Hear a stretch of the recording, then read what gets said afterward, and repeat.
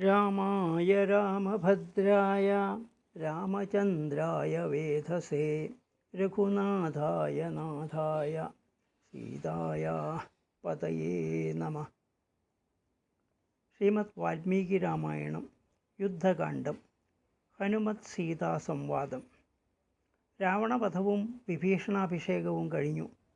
രാമൻ ഹനുമാനോട് പറഞ്ഞു, ലങ്കാനഗരത്തിൽ പ്രവേശിച്ച് സീതയോട് കുശലം ചോദിക്കുക. ഞാനും സുഗ്രീവനും ലക്ഷ്മണനും ക്ഷേമത്തോടെ വർത്തിക്കുന്നു എന്നും രാവണൻ കൊല്ലപ്പെട്ടു എന്നും സീതയെ അറിയിക്കുക. മറുപടിയും കേട്ടുകൊണ്ട് നീ മടങ്ങി വരിക.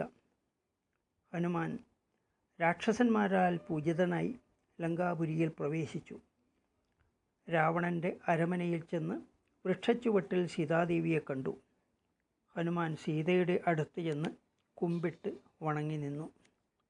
സീത ബലശാലിയായ ഹനുമാൻ വന്നത് കണ്ട് ആദ്യം മിണ്ടാതിരുന്നു. പിന്നെ ആരെന്ന് മനസ്സിലായപ്പോൾ സന്തുഷ്ടയായി. ഹനുമാൻ ശ്രീരാമൻ്റെ വർത്തമാനം സർവവും പറയാൻ തുടങ്ങി. ശ്രീരാമൻ, സുഗ്രീവൻ, ലക്ഷ്മണൻ, വിഭീഷണൻ, വാനര സൈന്യങ്ങൾ ഇവരോടൊത്ത് ക്ഷേമമായിരിക്കുന്നു. രാമൻ ശത്രുവിനെ വധിച്ച് കൃതാർത്ഥനായി. ദേവിയുടെ ക്ഷേമത്തെക്കുറിച്ച് അന്വേഷിക്കാൻ കൽപ്പിച്ചു. വാനരന്മാരോടൊത്ത് വിഭീഷണൻ്റെയും ലക്ഷ്മണൻ്റെയും സഹായത്തോടെ രാമൻ രാവണനെ വധിച്ചു. രാമൻ നിന്തിരുവടിയോടായി കുശലപ്രശ്നം ചെയ്ത് ഇപ്രകാരം പറയാൻ എന്നെ ഏൽപ്പിച്ചു. ഞാൻ ഭവതിയെ പ്രസാദിപ്പിക്കുന്നു. ധർമ്മശീലേ, ഭാഗ്യത്താൽ ഭവതി ജീവനോടെയിരിക്കുന്നു. സീതയെ, നാം വിജയിച്ചു.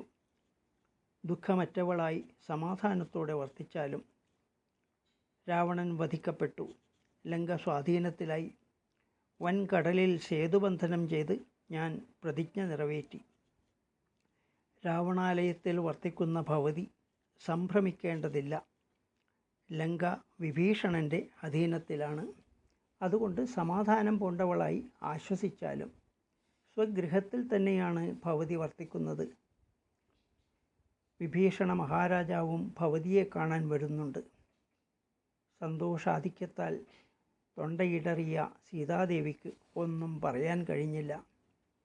എന്താണ് ഒന്നും പറയാതിരിക്കുന്നത് എന്ന് ഹനുമാൻ ചോദിച്ചപ്പോൾ പരമപ്രീതയായി സന്തോഷത്താൽ ഇടറുന്ന വാക്കുകൊണ്ട് സീത ഹനുമാനോട് പറഞ്ഞു, നിന്റെ വാക്യത്തിന് സമമായി നിനക്ക് സന്തോഷകരമായിട്ട് എന്തെങ്കിലും നൽകാൻ ഞാൻ ആലോചിച്ചിട്ട് ഒന്നും തന്നെ കാണുന്നില്ല.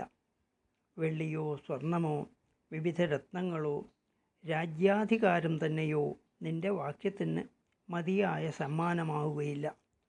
ഹനുമാൻ സീതാദേവിയോട് പറഞ്ഞു, നിന്തിരുവടിയുടെ ഈ വാക്കുകൾ തന്നെ സാരമേറിയതും അൻപാർന്നവയും രത്നസമൂഹത്തെക്കാളും ദേവരാജ്യത്തെക്കാളും മേന്മയുള്ളതുമാകുന്നു. ദേവരാജ്യാദി സമ്പത്തുകളെല്ലാം എനിക്ക് വാസ്തവത്തിൽ കിട്ടിക്കഴിഞ്ഞിരിക്കുന്നു. ശത്രുവിനെ കൊന്ന് വിജയം വരിച്ചു വാഴുന്ന രാമനെ ഞാൻ കണ്ടുവല്ലോ. അവൻ്റെ വാക്കുകേട്ട് മൈഥിലി ഹനുമാനോട് അതിലും ശുഭതരമായ വാക്കുകൾ അരുളി. സുലക്ഷണ സമ്പന്നവും മാധുര്യഗുണഭൂഷിതവും അഷ്ടാംഗബുദ്ധിയുക്തവും ആയി സംഭാഷണം ചെയ്യാൻ നിനക്ക് മാത്രമേ കഴിയൂ. വായുപുത്രനായ നീ പരമധാർമ്മികനും ശ്ലാഘനീയനും ആകുന്നു. കഷ്ടങ്ങളെ സഹിക്കൽ, ശൗര്യം, ശാസ്ത്രജ്ഞാനം, കായബലം, പരാക്രമം, സാമർഥ്യം, തേജസ്, ക്ഷമ, ധൈര്യം, വിനീതത്വം മുതലായവയും ദാക്ഷിണ്യം മുതലായ മറ്റ് പല ഗുണങ്ങളും ഭവാങ്കിൽ തന്നെയാണ് ഉള്ളത്, സംശയമില്ല. ഹനുമാൻ സീതയോട് വീണ്ടും പറഞ്ഞു, അവിടുന്ന് അനുവദിക്കുന്ന പക്ഷം ഈ രാക്ഷസികളെ കൊന്നൊടുക്കുവാൻ ഞാൻ ആഗ്രഹിക്കുന്നു. പണ്ടിവർ ഭവതിയെ ക്രൂരമായി ദ്രോഹിച്ചിരുന്നുവല്ലോ. ഹനുമാൻ ഇങ്ങനെ പറഞ്ഞപ്പോൾ സീത ആലോചിച്ചുറച്ച് ഇങ്ങനെ പറഞ്ഞു. ധർമ്മയുക്തമായ വാക്കുകളായിരുന്നു സീതയുടേത്. വാനരശ്രേഷ്ഠ, രാജസേവക്ക് വശപ്പെട്ടവരായി അന്യൻ്റെ ആജ്ഞ കൈക്കൊണ്ട് വർത്തിക്കുന്ന ദാസികൾക്കു നേരെ ആരാണ് കോപിക്കുക? ഭാഗ്യദോഷത്താലും മുജ്ജന്മ പാപഫലത്താലുമാണ് എനിക്കിതെല്ലാം അനുഭവിക്കേണ്ടി വന്നത്. വിധിവിഹിതത്താൽ ഞാൻ ഇത് അനുഭവിക്കേണ്ടവളാണ്. രാവണദാസിമാരോട് ഞാൻ ക്ഷമിച്ചിരിക്കുന്നു. രാവണൻ്റെ കൽപ്പന പ്രകാരമാണ് അവരെന്നെ ഭീഷണിപ്പെടുത്തിയത്. അവൻ വധിക്കപ്പെട്ടു. ഇനി ഇവർ എന്നെ ദ്രോഹിക്കുകയില്ല. പണ്ട് ഒരു കടുവയോട് ഒരു കരടി ചൊല്ലിയ ധർമ്മയുക്തമായ ഒരു ശ്ലോകമുണ്ട്.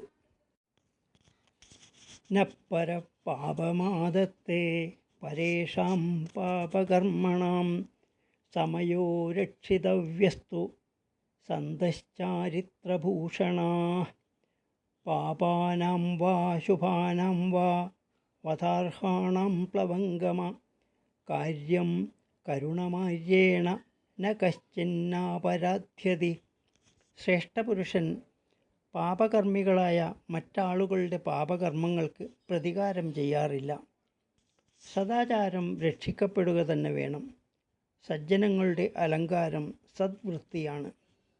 ദുഷ്ടന്മാരോടും ശിഷ്ടന്മാരോടും വധാർഹന്മാരോടുപോലും കാരുണ്യത്തോടുകൂടി വേണം പെരുമാറാൻ. കുറ്റം ചെയ്യാത്തവരാരുമില്ല. പാപകൃത്യങ്ങൾ ചെയ്യുന്ന രാക്ഷസന്മാരുടെ നേരെയും ശോഭനമായി തന്നെ പ്രവർത്തിക്കണം. അശോഭനമായി ഒന്നും ചെയ്യരുത്. ഹനുമാൻ പറഞ്ഞു, ദേവി ശ്രീരാമന് യോജിച്ച പത്നി തന്നെ. എനിക്ക് മറുപടി ഉര ചെയ്ത് എന്നെ പോകാൻ അനുവദിച്ചാലും.